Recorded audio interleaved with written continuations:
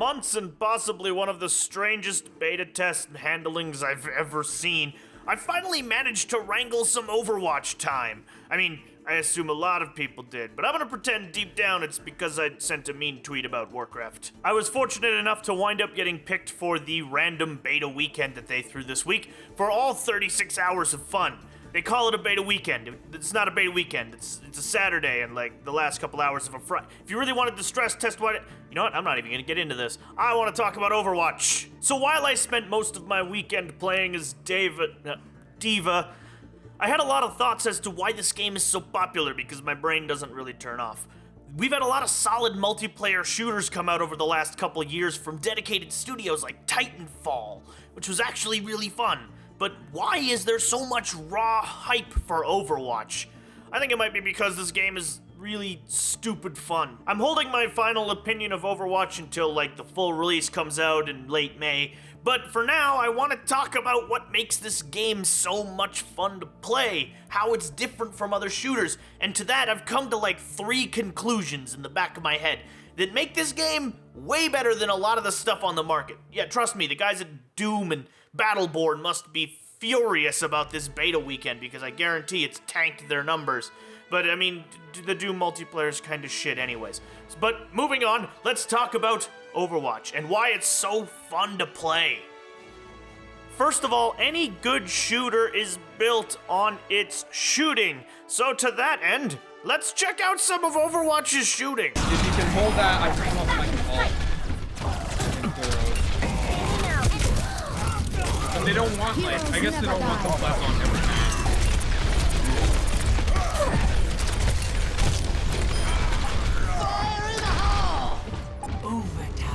Overwatch's shooting has been described as pretty satisfying. It's got a lot of impact, it's just fun to shoot things, and I am inclined to agree with that. And I think this is based on a pretty simple concept. Bullets go exactly where they're supposed to. So this is a bit of an interesting concept. Let me explain my point.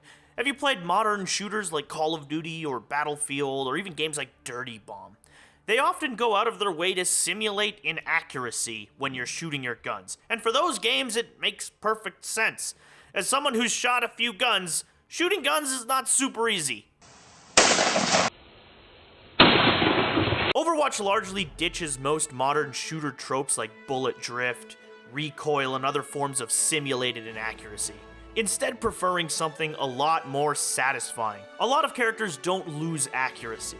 Mostly they're based on predefined cones of fire or effects such as the giant laser Russian or the dual shotguns on D.Va. A massive number of weapons use hit scan, meaning bullets are instantly at their target and cause damage, and generally accuracy doesn't change based on movement. Those characters who do lose accuracy from spraying their guns have it built into their kit in a way that's more specific to their playstyle than some form of frustrating realism. This feels like it's been adopted from games like Team Fortress or Quake or Unreal Tournament, which is, for the style that Blizzard is going for, a very, very good thing. Shockingly enough, this makes shooting a lot more satisfying when you aren't cursing the system when you miss. I'm not saying that simulated inaccuracy in games like Counter-Strike is bad by any stretch, but narrowing the accuracy requirement and placing the onus on the player to aim where he wants his ammo to go, and not compensating for inaccuracy, makes games faster and way more satisfying. I think this is a big reason why Overwatch's shooting is so much fun.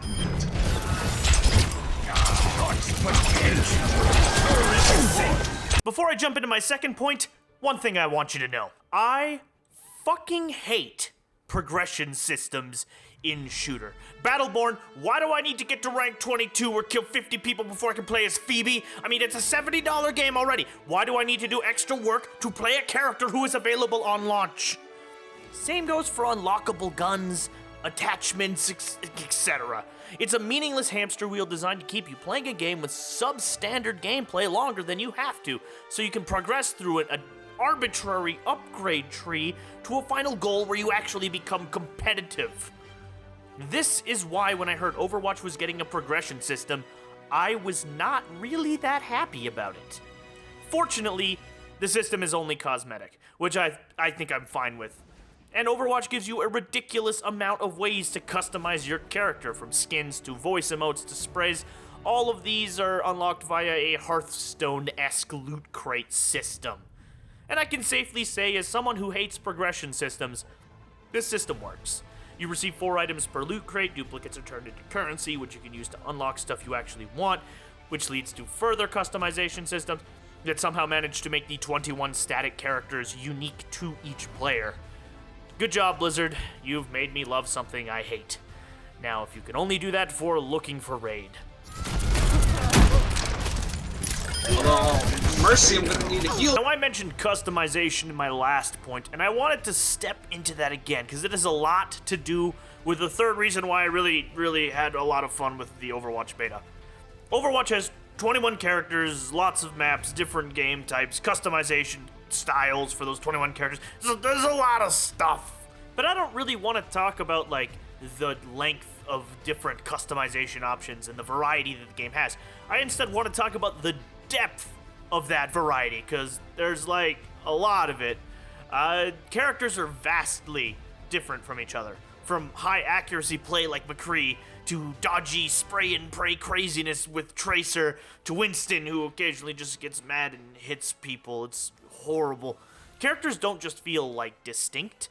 They feel miles apart in some cases. Even Hanzo and Widowmaker, who both technically fulfill the same role, feel miles apart in terms of gameplay. In some cases, switching between 2 different characters, even 2 different characters who inhabit the same role, can make it feel like you're playing an entirely different game. All of this adds up to one thing. Overwatch, to me at least, seems focused on a singular goal: to make a game that is just, like, stupid fun to play. Something we see somewhat rarely these days. It's not a hard competitive shooter, though it does have a deceptively high skill ceiling. It's not focused on realism or obtaining some obtuse high-end playstyle or mimicking something from the past. It's just on being a fun hero shooter. And as much as I knock Blizzard for what has happened to Warcraft over the years, this is proof, more than ever, that they are still really good at making damn fun games. Hey there, and thank you for watching this kind of set of, I guess, first impressions of Overwatch for the beta. It's pretty cool. I didn't realize exactly how much D.Va I played until I actually went through all my footage and realized that 90% of it was D.Va, which is really weird. I think I have the opposite of Altitis. This episode of the Orange Hatter Show is brought to you by our sponsor, Max Harvey's chain of Harvey's restaurants, a joke I don't think works if you live in the US, and of course, by viewers like you. If you enjoyed this video, please take a second to like or subscribe. It goes a long way to supporting what I do here, and of course, it's awesome. But thank you very much for watching, and you all have a great one. Someday, we shall be together again, my Overwaifu.